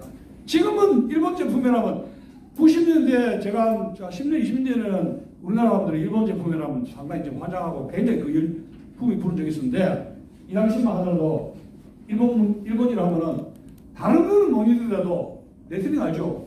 그 박싱, 유재도 알죠? 유재도, 김기수 이 사람들이 일본 선수하고 유재도입니까?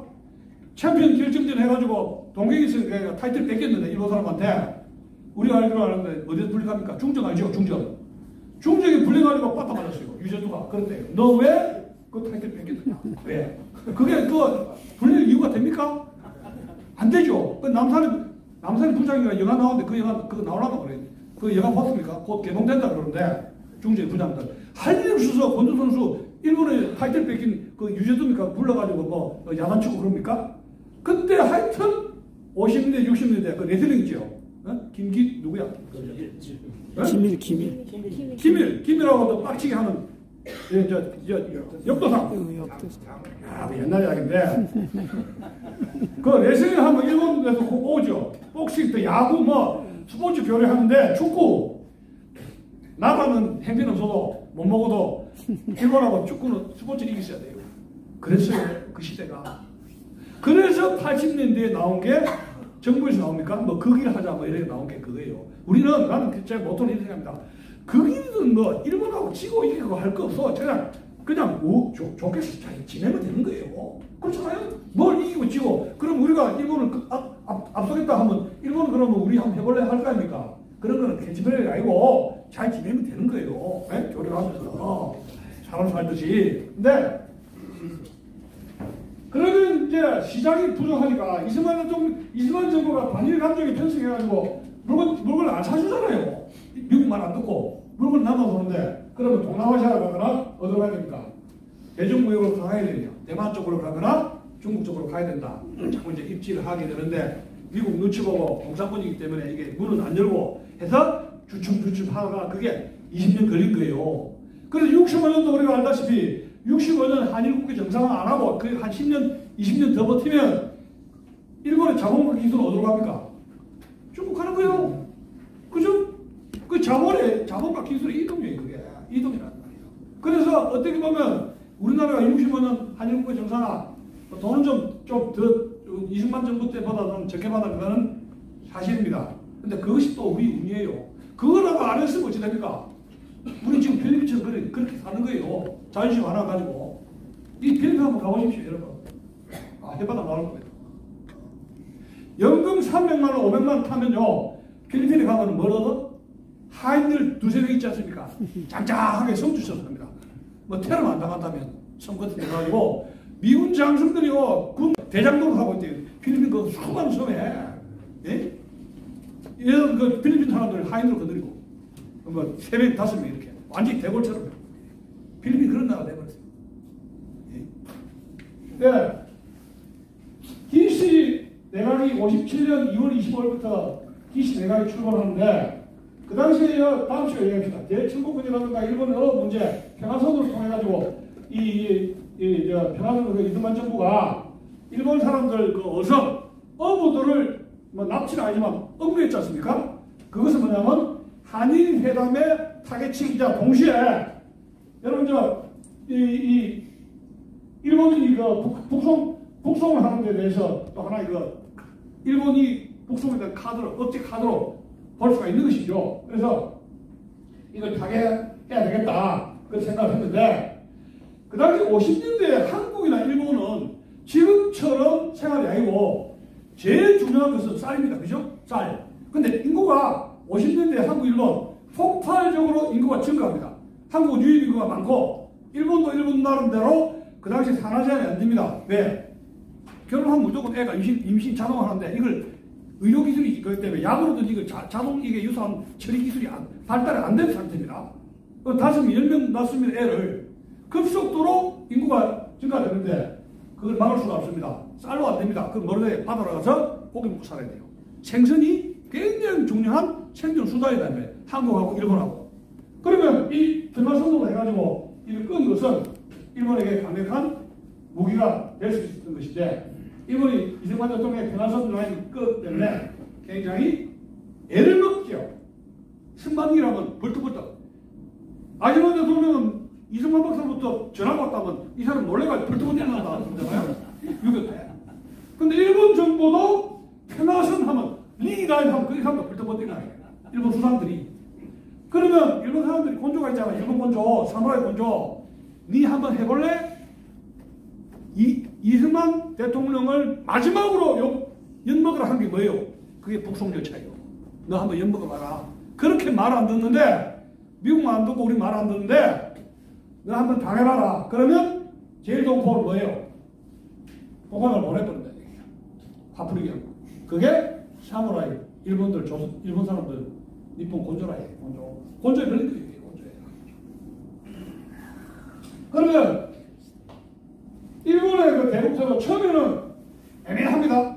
그러면서 평화선 이승만 대통령의 대일 대강경 외교 또 평화선도 내가 음료하고 이 배는 안 돌려 보내줬단 말이에요. 실험용으로 쓰고 하는 데 대해서 일본 정부 내에서 강경파들이 목소리가 커지면서 기시 정부를 압박을 하고 북송 열차를 주도하고 이걸 압박을 하고 정치적 압박을 하고 이 이승만 라인에 대해서 대한 강경파 라인들이 북송을 적극적으로 추진하라고 압박을 하게 됩니다.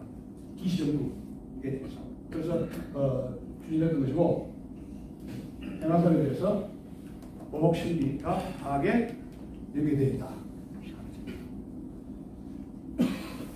미국의 동북아 정책, 아까 얘기했지만 미국의 동북아 정책은 지적 입장에서 친일 노선이 100년 동안에 계속 연결되는 거예요.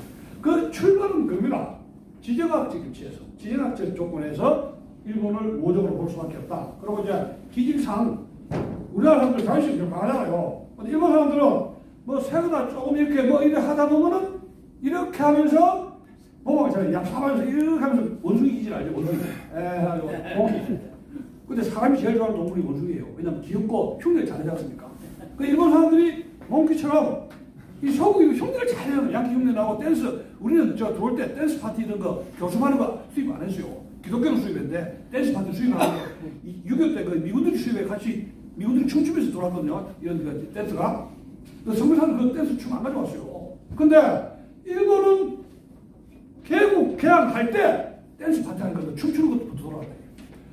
그러니까 이 양키들이 보고 이거 말이야 춤까지 배우면 이거 진짜 마이 베이비구나. 내 새끼구나. 이 원숭이들, 원숭이 귀엽잖아요.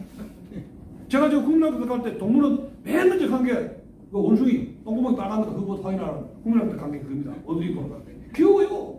근데 일본이 서구에 볼 때는 이거 귀엽단 말이야. 원숭이란 말이야. 나중에 이제 늑대가 되고 호랑이가 됐지만 어쨌든 간에 일본 사람들이 이거 친화력이 있지 않습니까? 친화력이. 트럼프 대통령이 맨 처음 만난 게 누굽니까? 아베 아닙니까? 그건 우리가 배워야 돼요. 잘하는 거 배워야 된다고. 아베듯이 이 친화력으로 해가지고 사바사바 하니까 이게 이제 냉전체제, 국제정세의 연합시대가 그죠. 아까 얘기했던 소련의 중동부 유럽 공산정권 수립하게 되고 소련도 적이 되고 중국 공산으로 중국과 적이 되고 6.25 전쟁이 터지고 그러면 자기 그 세력을 일본을 자기 그 에이전트로 아시아 에이전트로 해가 대리인으로 기억을 하면 그걸 키워야 되니까 일본의 재벌들이나 미쓰비시라든가 이런 정범들을 처벌하는 게 아니라 민주국가로 만드는 게 아니라 반공국가로 만들어야 되겠다. 정책의 급변은 변화라. 이걸 만드는 것이죠. 네. 메가드하고 이승만하고는 반공주의자입니다. 근데 다른 게 있어요. 일본에 대한 시각입니다. 일본은 너무 키우면 안 된다는 게 이승만 시각이고 이승만 대통령 시각이고 메가드는 그게 아니에요. 일본을 적정하게 키워놔야 되겠다. 그 생각이 다른 것이죠. 자, 그러면 미국의 동북아 정책의 그 당시에는 한일 회담을 성사시켜서 이것이 오늘날의 한미일 안보 협력 관계의 이 트라이앵글 협력 관계, 방공으로서의 한미일 이 안보 협력 관계의 토대를 맞춰 가야 되겠다. 그러면 한일 회담을 성사시켜야 되겠다는 것이 주목적입니다. 그래서 동북아시아 정책이 일본 중시 방공 도덕으로 되는데 궁극주의 재벌 척결에서 민주화에서 경제 부흥으로 대일 정책이 급변하게 됩니다. 뭘 통해서? 6.25 전쟁을 통해서. 그렇게 급변하게 됩니다. 그러면 일본은 경제기지, 한국은 군사기지로 역할 분담을 하고 수직적인 경제 분업이 됩니다. 대한 원조에서 한국에게 미국으로부터 자꾸 사랑하지 말고 수동비를 들고 힘드니까 미국이 일본에 공약을 만들어서 물건을 만들어주고 일본의 잉여농산물을 일본에 메이드 재편해가 일본에서 한국이 팔아주면 서로 좋은 게 아니냐. 세보담 한국이 우리 세보담 좋고 그래서 일본으로부터 물자 수입을 만들어가게 됩니다. 원조의 부분을 일본 거 사주라. 그러면 미국인들의 세보담이 경감된다. 맞는 말이죠. 미국으로 볼 때는. 근데 이승만 대통령은 말 안 되죠. 그래서 한일 부도 분업화가 여기 쭉 나옵니다만은 이 경제 성격이 쭉 나오게 되고 이승만 대통령가 말을 안 들어서 그런지 어떤지 모르겠습니다만은 57년, 58년, 59년 되면서 원조가 점점 줄어지면서 정권이 여기 올 수밖에 없는 것이죠. 자연히. 대한 원조가 창안으로 무상으로 갖다 주고 해서 창안으로 전환되니까 이승만 정권 재정 위기가 초래되고 이승만 정권에 불만이 미국이 누적이 됩니다. 계속 6.25 때도 에버레이드 작전을 해가지고 이승만을 제거하려고 했죠. 그러다가 대타가 없다 해서 이제 울겨 거자미끌로 그냥 봐줬는데 계속 말을 안 합니다. 그 너는 영감탱이가 이제는 only after Lee's departure from the field 정계에서부터 리 이승만이 디파처 비행기 따라지 그죠? 정치계에서 물러간 이후라야 이 동북아 문제는 해결된다 이겁니다. only after Lee's departure from the field 이승만이 다 떠나야 된다. 그 터짐이 3일 고정선거 아닙니까? 그러니까 메카닉이가 어서 아유 잠시만 하와이가 잠시만 좀 이거 하면 쉬시오 일주일만 한 달만 곧 한국에 보내드리겠어요. 그래? 비행기로 가는데 그게 언제 옵니까? 조금 뒤에 도망쳐가시면 돼? 65년 옵니까? 끝났죠? 여기서 가십시오. 그래서 이승만 정권의 불만이 여러 가지입니다. 한일 회담에서 의가 왔다, 그러고 장기 집권한다, 조봉암 진보당 전시키지 말아야 되는데 또 전시겠다, 그러니까 나도 누가 치지 못한다. 어쨌든 간에 복수하기 위해서 나도 모르겠다. 미국이 그러면 그 명분이 있죠. 미국이 복수하기 위해서 I don't care.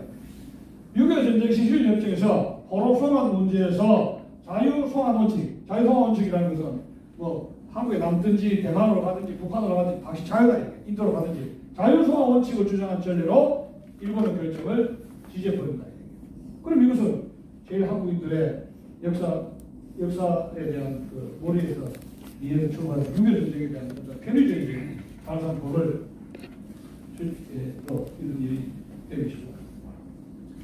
자, 그러면 이제 북한에 이제 간 사람들, 북한에 갈 때 58년, 59년에 북한 사정은 어떤 것인가? 이미 이제 사회적 경제가 구축이 되고 모든 이민들의 노동계급화가 이루어지고 전 이민에 대한 정체사회적 통제가 공산주의가 이제 강화된 완결된 그런 시점인데 공산주의가 정리가 되고 이제 무슨 연합합니까? 그다음에 러시아 세력, 공산주의 세력, 중국 공산주의 세력 해서 이런저런 중국 러시아계 쪽으로 온 공산주의 세력들이 이제 정리가 된 그런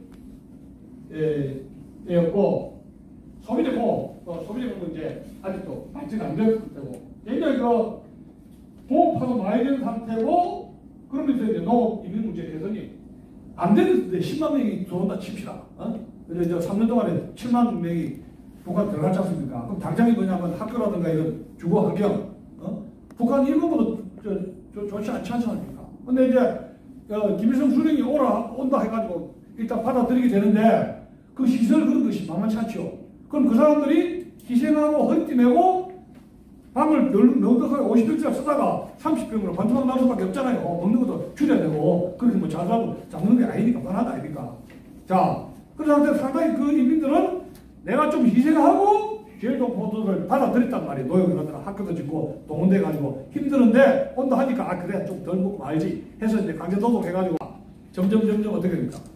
벽지로 이제 귀찮으니까 벽지로 보내게 가장 골치 아픈 거는 체제 부조직입니다.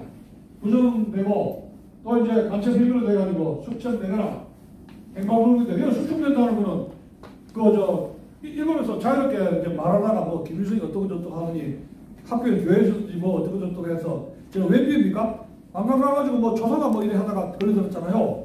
근데 그런 행동을 하다 보니까 숙청이 될 수밖에 없죠. 또 생활로 당연하게 되죠.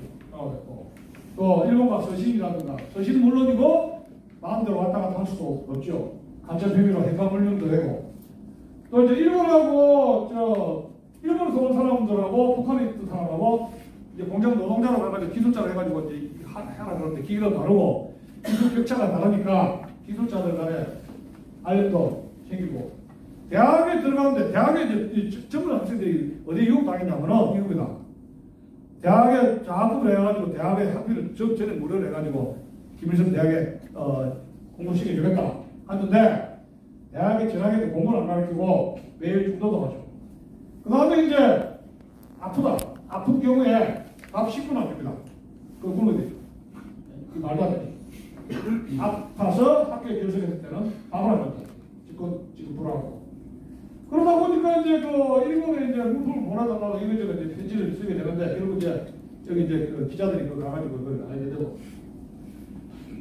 대부분 다 남한이라고 했죠. 출생지가. 일본이나 남한이나 출생지가 남한이나 일본이라는 이유로 성북 배급 차이를 강화시키고 또 이제 그 사람들이 가지고 간 일본 제품이 있습니다. 포키밥도 같은 거 80년대 유행했던 그 당시에 무슨 밥도 있는지 모르겠어요. 근데 일본에서 가지고 간 가전제품들이 아무래도 낮잖아요.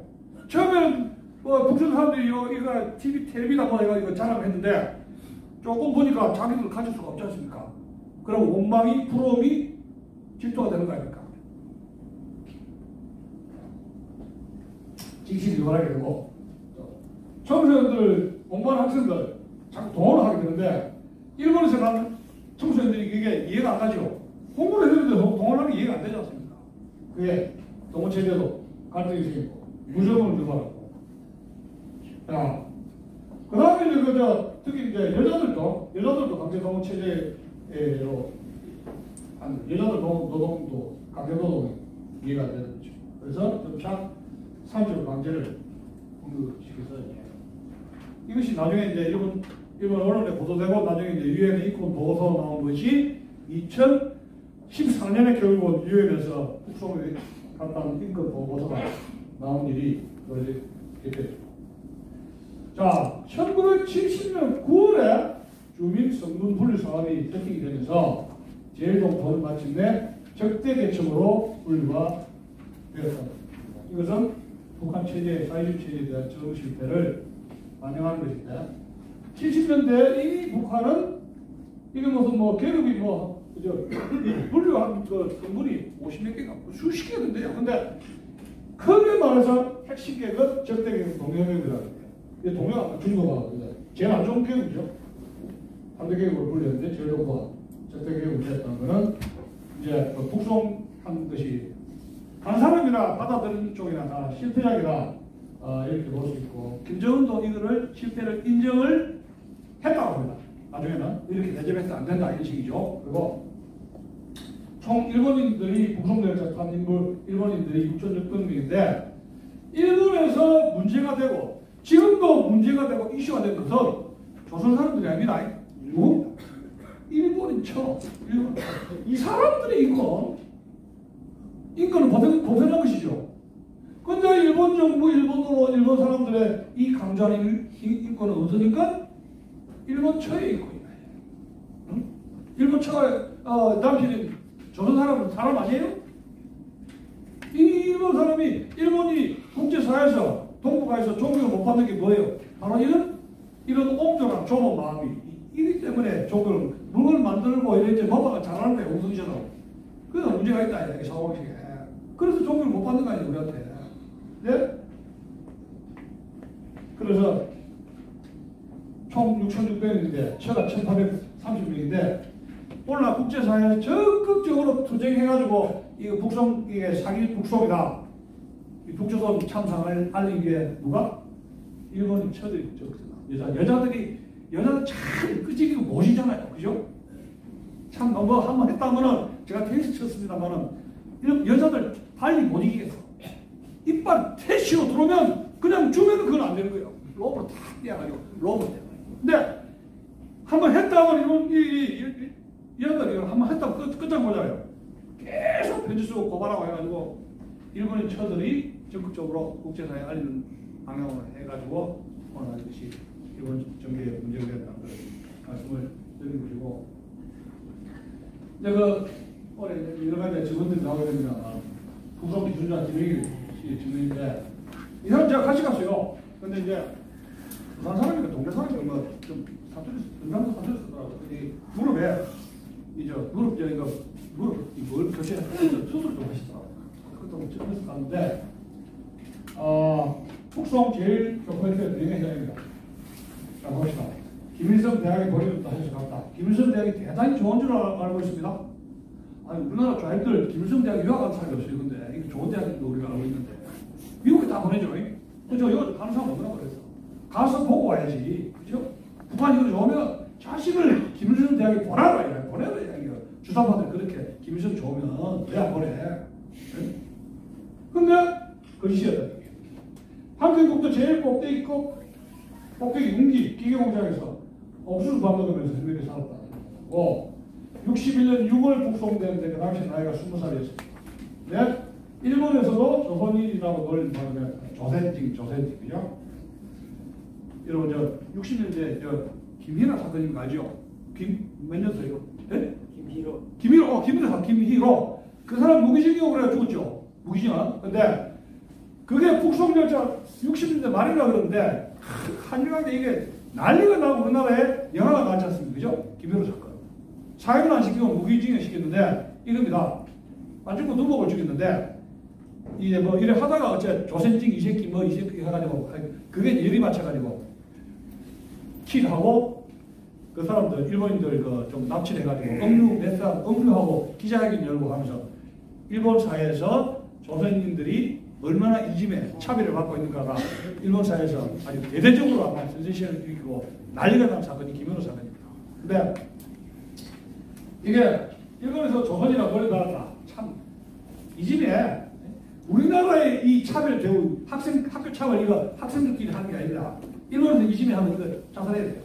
한번 걸리면 학교가 폭력이 말이야. 근데 북한에서의 대우는 말도 못해. 그거 더 심하다 이야기가. 62년 11월 군사공개선을 했을 때 기소하게 되는데 1년 5개월 정도 살았습니다. 물어보니까 DNG 그거 하고 내려왔대요.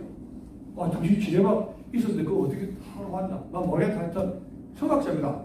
1년 정도 하고, 그죠? 이거 아니다. 지뢰밭을 넘보는 겁니다. 네. 얼마 안 돼 탈출해야 되겠다고 생각해. 이게 아니다. 이게 차이다. 그래서 자꾸 제일교포들이 북송되어 오니까 이 사실을 제일교포들에게 알려야 되겠다 해서 이제 탈북을 결심을 했는데 남한으로 내려왔습니다. 그런데 일본 정부에게 비자를 요청하니까 한국 정부에 비자가 안 줘요. 비자가 떨어져가지고 포기하는데 조총훈 쪽에서 연락 왔어요. 당신 오면 좋을 줄 알아. 저쪽에 일본 생각. 아이고 이거 가다가 걸어가지. 그리고 우리가 같이 갔어. 아니 이 주관에서 고생한 생각이니까 아주 싫을. 자, 그러면 우리가 이제 결론적으로 이 이해득실 북송선 열차로 보낸 남북한 이 외교 미국하고 이런 일본, 한국 이런 여러 나라의 외교의 북송에 대한 외교인데 뭐 불행하지만 외교신 이승만 대외에서 실패를 버립니다. 너무 완고하고 너무 탄력성이 외교라는 것이 플렉시빌리티 유연성이 있어야 되죠. 벼랑끝 외교를 하지만 마지막에는 낚시밥으로 이거 뜯어줘야 되는 거 아닙니까? 그죠? 협상하는 거야. 근데 일본과의 관계는 그렇게 하지 못한 이유가 이승만 대통령이 좀 착각했어요. 향후 자기 생전에 향후 한 30년, 40년 되어야 한국 국민들은 일본과의 국교 정상화할 수 있는 마음 자세가 될 것이다. 그건 자기가 듣고 가는 이야기죠. 물론 그 말은 맞습니다. 근데 박정희 군사정부는 뭐예요? 자기가 해급해버린 거죠. 지도자의 결단력에 의해서. 당신들이 생각합니다. 지도자의 결단이 아니라 미국 일부 한국 민심이 한국인들의 민심이 돌아오기를 기다려야 되겠다 이렇게 생각한 겁니다. 그 박정희 대통령과 차이 나죠. 이 외교의 리더십에 대해서. 네. 그러면 결국은 이 이승만 정부의 대외외교 대결은 상당히 강경한 주장입니다. 배상하라. 그 다음에 배상하라, 상하라 두 개거든요. 근데 일본 정부로서는 샌프란시스코에 이미 회담에서 주권을 회복했죠. 그러니까 이제 자기가 배가 일단 부른 상태입니다. 1대1 이제 한국과 일본하고 샌프란시스코 강한 조약에서는 한일 간의 문제는 양국 협상에서 처리한다는 조항을 넣었어요.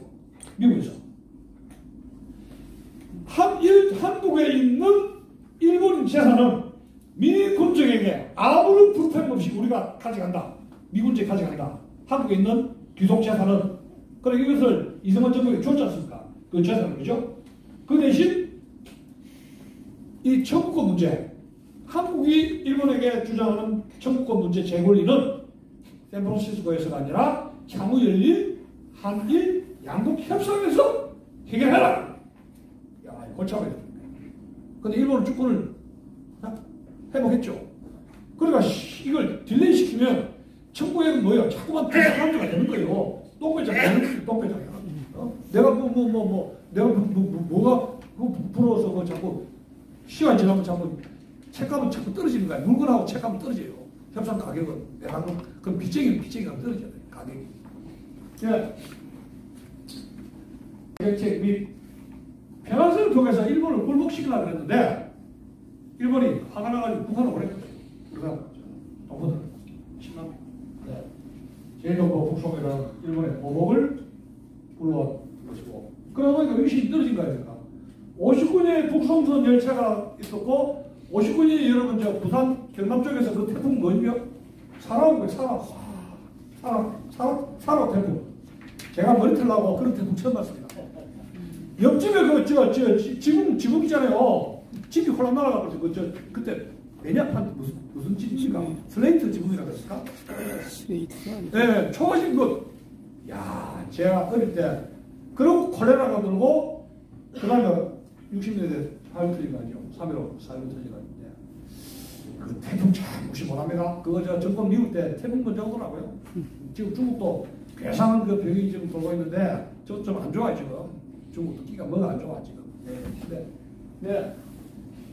국제적 위상이 훼손되고 지금 보니까 이미지가 좋아요. 저거 몰라기 싫었다. 저거 몰라기 전주입니다. 그때 어릴 때 몰랐습니다. 그러나 역사를 롱텀으로 봐야 됩니다. 롱텀으로. 지금 우리가 조사부 장관이 있는데 이거 천년만년 가는 거 아닙니다. 네. 장기적으로 5.16 군사혁명정부가 등장하면서 한일국가 정상화의 필요성을 한국, 일본, 양국에 위지하게 됩니다. 그러면서 이승만 정부가 물러서면서 어떤 것이 있느냐? 전문 외교관들이 많이 등장하게 됩니다. 50년대는 모든 한일회담은 승만리의 눈치를 보게 됩니다. 근데 이제는 10년 동안에 일본어도 배우고 일본의 그 습성이라든가 외교의 그런 것도 많이 공부를 했지 않습니까? 유학도 가고 하면서 외교의 이런 것도 저런 거 보고 하면서 이거 일본인들 이렇게 대응하면은 일본인도 정확하게 논리를 이렇게 하면은 이 사람들도 이 동문이 아니고 이 사람 듣는 게 뭐가 있구나 연구를 한 거예요. 이 부딪히면서. 그래서 전문 외교관들이 양성이 됐던 것이고 이 5.16 군사혁명정부는 한일 회담에서 전문적인 외교관은 뭐예요? 기용을 해가지고 거기에 맡깁니다. 이승만 대통령이 자기 간섭을 많이 했는데 박정희 대통령이 이르듯이 뭐예요? 외교를 모르니까 뭐예요? 전두환처럼 일체 전문가들에게 맡기면서 한일국해 정상화가 1965년에 어렵게지만 하게 된 겁니다. 이것도 안 했으면 그거 어떻게 살 거예요? 50억, 100억 받을 거예요? 누가 준대? 누가? 그 당시에는 그 외교관들 제가 문서를 좀 보니까 한국 사람들이 우리나라 사람들이 자꾸 많이 받을 것만 생각하는데 그 당시의 정황을 보고 좀 이야기하죠. 그 당시에 이 어렸던 정황을 왜 이렇게 될 수밖에 없었느냐 이런 얘기. 왜?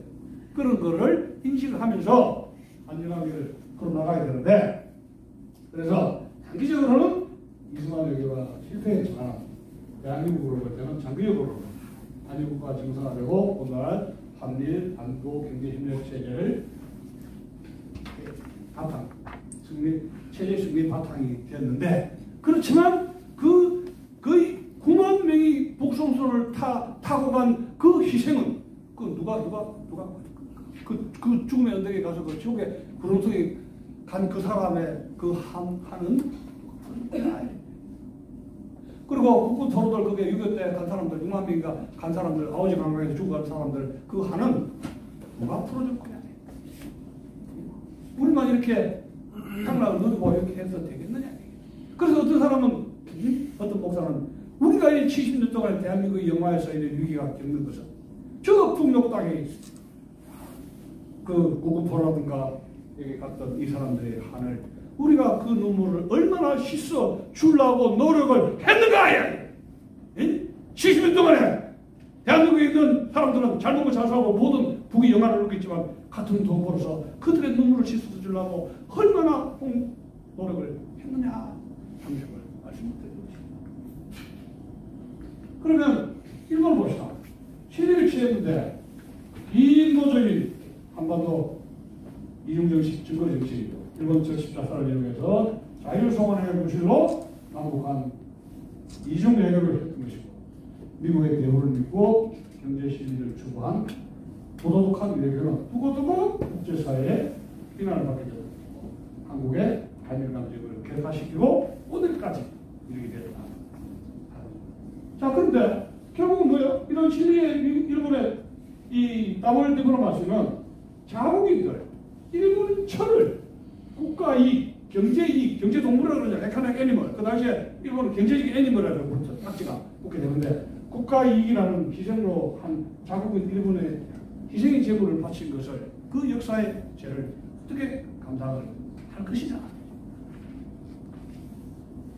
결국은 한국의 한일관계 기술을 조장하게 일조로 하게 되고 동북아에서 아직도 일본을 존경을 받지 못하는 나라로 만들고 말았다.